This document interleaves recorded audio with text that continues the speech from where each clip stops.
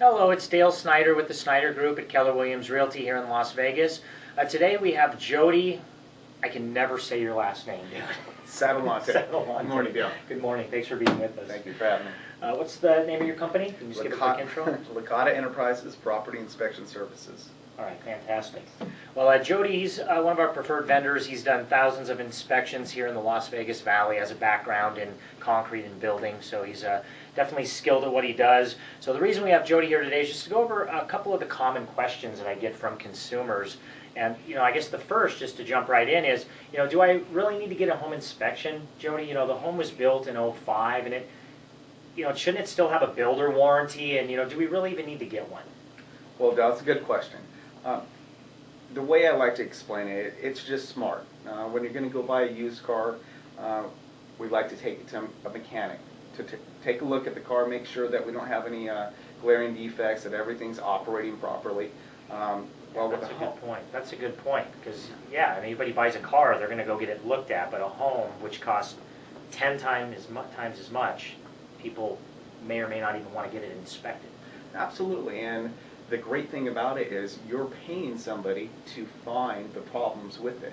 They're working for you. The home inspector's working for you to actually find what's wrong with the home. So, yeah, it's just smart, and I would recommend it to anybody that's buying a home. I mean, just like I'd recommend anybody that's going to be buying a car, of course, have it checked out. Yeah, that makes sense. Okay, and then one of the other questions I get is, I'm an investor, I'm buying multiple properties. Do I really need to get an inspection? Because I'm going to get a home warranty anyway. Isn't that going to cover everything? That's a great question again, Dale. Now, when it comes to investors, Las Vegas is #1 on the map, where they're coming in and they're really gobbling up properties. Yeah. And some investors are doing that in big clips. Yeah, 10, 20, 50, 100 homes. Exactly. Let's just take the number 10. 10 homes, we're buying those, no home inspections.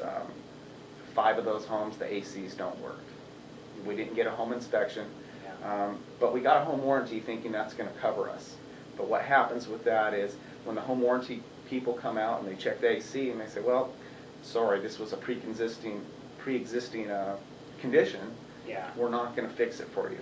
So that's where the home inspection comes into play.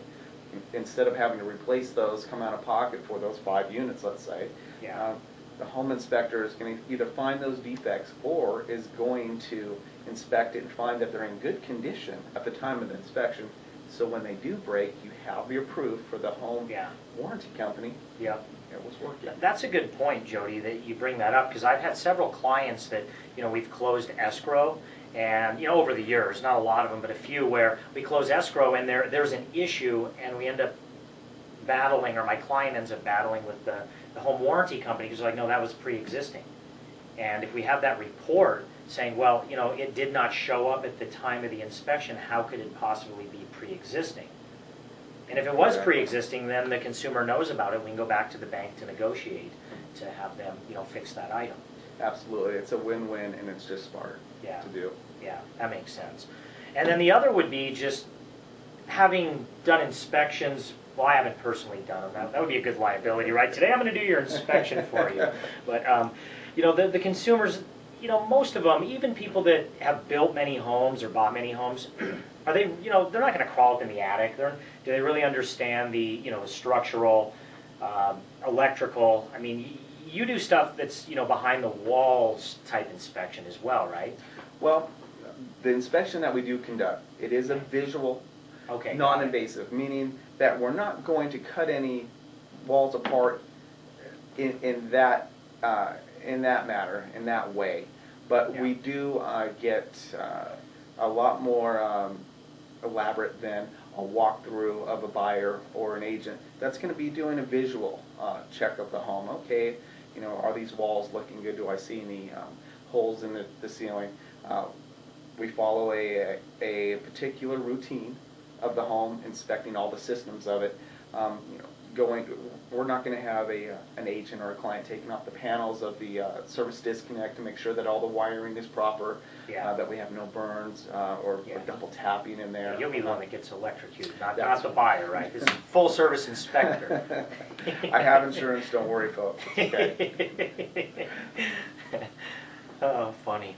So, but you go up in the attic and look up in there and check out the furnaces and look for pests, and which was new to me. I just filled out a seller's real property disclosure form with a client, and he had an infestation of bees in the attic. And without an inspection, you wouldn't even know that was there. Absolutely, that happens. Yes, we do get in the attics. It's very important to get up in the attic to make sure that structurally we don't have any broken trusses or any leak evidence in the sheeting of the roofing. There's no way that we're going to see that from walking around in the home. We have to get up there and make sure that, you know, some homes get past final inspections that don't have any insulation up there. It happens. Yeah. I've had homes where I've gone up there and, hey, there's no insulation. This happens, so these are all areas that my inspection company does inspect and make sure that everything is operating properly and all the safety conditions are passing our approval. Yeah, yeah, that's a good point too, because some of these older homes, you know, I know that there was a change with like the exterior door, or not door, the gate going into the backyard. It has to swing outward, right? So kids can't, you know, push it open and fall into the pool. And, absolutely. And that was like a code change. And then like the water heater, like you now have to have, what is it, earthquake straps. Yes. And there's changes that have occurred since the original owner. So if that buyer closes without that inspection, when they go to sell, they may have to do a lot of these alterations before they're going to be able to sell it to the next buyer. Would that be right? Absolutely, Dale. That's these over time things change. We're always looking. The state of Nevada is always trying to improve on our safety standards here. And very good point on the pool gate and the water heater straps. And not only is it something that will be required when you're going to sell, but if you're living there, you want your home to be as safe as possible anyways. Yeah, yeah. So, you know, we want to have these things pointed out to us and make the repair so, you know, your home's safe for you. Yeah, yeah, fantastic. All right, well, we hope this information was of value to you. You can find more information about us at dalesnyder.net and go to the info tab and click on vendors to find Jody if you'd like to you know, have an inspection done, or if you have some questions for him. Have a fantastic day, and thanks for coming in, Jody. Appreciate it. Thank you for having me. Bye. Bye. Bye-bye.